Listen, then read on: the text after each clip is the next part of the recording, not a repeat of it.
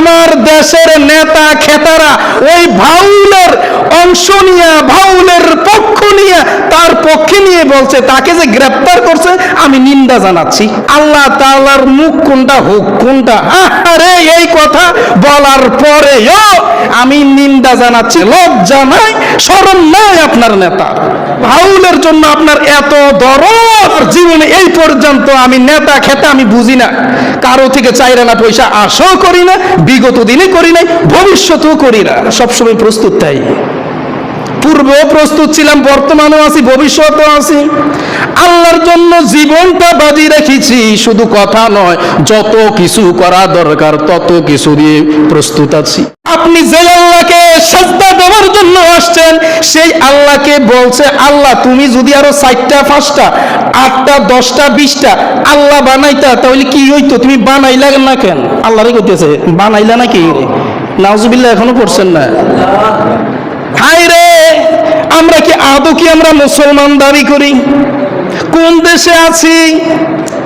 ও ভাই, সে আল্লাহকে বলে তুমি যদি ভালোই হইতা, আল্লাহকে বলতেছে তুমি যদি ভালোই হইতা তাহলে 4টা 5টা 8টা 10টা 20টা আল্লাহ বানাইলা না কেন? এইটা ভালো হইতো।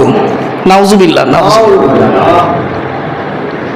সে আরো বলছে আল্লাহ আপনি একটু বোঝেন, আল্লাহর কোনো আগা মাথা পাই না আমি টোয়াইয়া। নাউজুবিল্লাহ কোন এমন কুরুচি কথা সে আল্লাহর নামে ব্যবহার করেছে, যেগুলো আপনাদের সাথে আমি বলতেই আমার বড় ভয় হয়। আল্লাহর নামে এমন ভাবে কথা, আল্লাহর কোনো আগা কোনটা? দেখেন একটা কথা কত খারাপ বলেছে, আগা কোনটা, হোক কোনটা, মুখ কোনটা, আমি এটাই বুঝি না। নাউজুবিল্লাহ কোন কি বলে, কার নামে বলেছে বুঝেই না। আমার কাছে আশ্চর্য লাগে, এর চাইতে বড় আশ্চর্যের বিষয় লাগে আমার দেশের নেতা খেতারা ওই ভাউলের অংশ নিয়ে, ভাউলের পক্ষ নিয়ে, তার পক্ষে নিয়ে বলছে তাকে যে গ্রেফতার করছে আমি নিন্দা জানাচ্ছি, আমি নিন্দা জানাচ্ছি। আশ্চর্যের বিষয়, আশ্চর্যের বিষয়। আপনি কি এর ভেতরেও কি আপনি রাজনীতি ঢুকাবেন? কোথায় রাজনীতি? আল্লাহকে আপনি যেই আল্লাহকে আপনি সিজদা দিচ্ছেন সেই আল্লাহকে সে কুরুচি কথা বলছে। আল্লাহ তাআলার মুখ কোনটা, হুক কোনটা? আরে এই কথা বলার পরেও, এই কথা বলার পরেও আপনি একজন নেতা হয়ে আপনি কিভাবে আবার বলছেন আমি নিন্দা জানাচ্ছি তাকে গ্রেফতার করার কারণে? লজ্জা নাই, শরম নাই আপনার নেতা?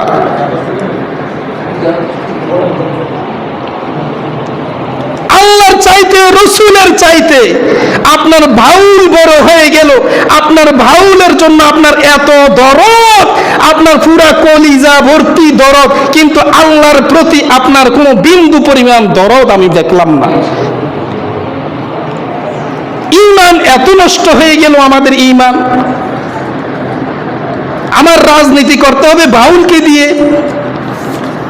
আমার জীবনে এই পর্যন্ত আমি নেতা খেতে আমি বুঝি না, কারো থেকে চাইরানা পয়সা আশাও করি না, বিগত দিনে করি নাই, ভবিষ্যতেও করি না। কারো থেকে কোনো কিছু পাওয়ার জন্য কোনো পার্টি মাটি এগুলো বুঝি না। কিন্তু আল্লাহর রসুলের বিরুদ্ধে যদি সূরা লোকমানের মধ্যে আসছে, পৃথিবীর মানুষ তোমরা শোনো, তোমাদের আপন পিতা মাতা কে? কথা কয় না কেন? চুপ করে রয়েছে। আপন পিতা মাতা যদি, তোমার আপন পিতা মাতা যদি আল্লাহর রসুলের বিরুদ্ধে কথা বলে, তাহলে তুমি তোমার মা বাবার বিরুদ্ধে তুমি চলে যাবা। তোমার মা বাবার কথা তুমি মানতে পারবা না। আপনি বুঝেন আপনি কি বলছেন? আমার ভাউলের পক্ষে আমার যেতে হবে। আমার নেতাগিরি করতে, আপনি নেতাগিরি করেন কিন্তু আল্লাহকে গালি দিয়েছে, আপনি কি বুঝেন না যে আল্লাহকে গালি দিয়েছে, রসুলকে অপমান করেছে, আল্লাহকে অপমান করেছে? আপনার ঈমানের মধ্যে একটু দাগ কাটে নাই?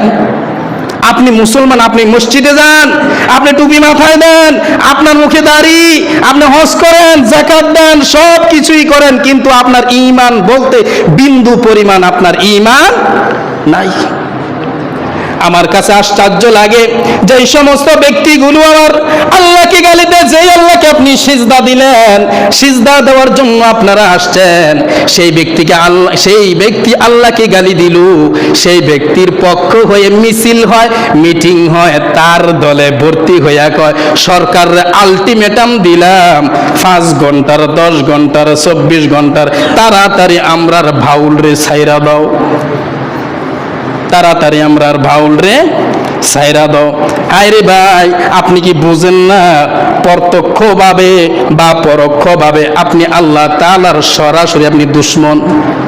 বুঝেন নাই? যে ব্যক্তি আল্লাহকে গালি দিল আর তার পক্ষ নিলেন আপনি, তাহলে বোঝা গেল আপনি আল্লাহর বিপক্ষে।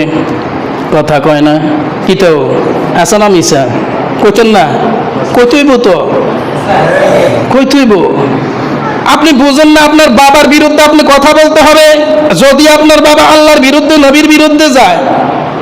আরে নেতা তো বহু দূরের কথা মিয়া। আপনি বুঝেন না যেই জায়গার মধ্যে সূরা লোকমান আল্লাহ বলছে মা আপন মা গর্ভধারণ করেছে আপনাকে, সেই মা যদি আল্লাহর বিরুদ্ধে যায়, নবীর বিরুদ্ধে যায়, তাহলে আপনি মায়ের বিপক্ষে আপনি যাবেন।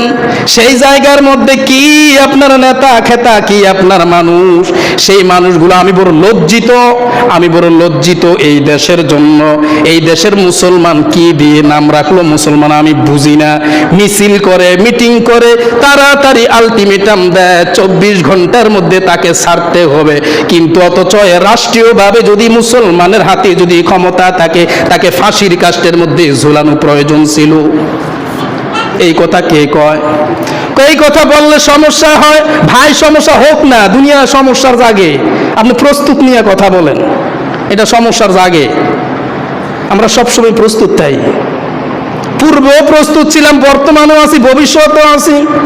আল্লাহর জন্য জীবনটা বাজি রেখেছি, শুধু কথা নয়, যত কিছু করা দরকার তত কিছু দিয়ে প্রস্তুত আছি। যেই সমস্ত লোকেরা আল্লাহ আল্লাহ রসুলের অপমান করবে, আমরা কখনো তার পক্ষপাত আমরা নিতে পারবো না। সে যদি আমার বাবাও হয়, সে যদি আমার মাও হয়, সে যদি আমার নেতাও হয়, যে হোক না কেন, সুতরাং আমরা তার বিপক্ষেই আমরা অবস্থান করতে হবে। আর আমাদের পক্ষ হবে আল্লাহ এবং আল্লাহর রসুল।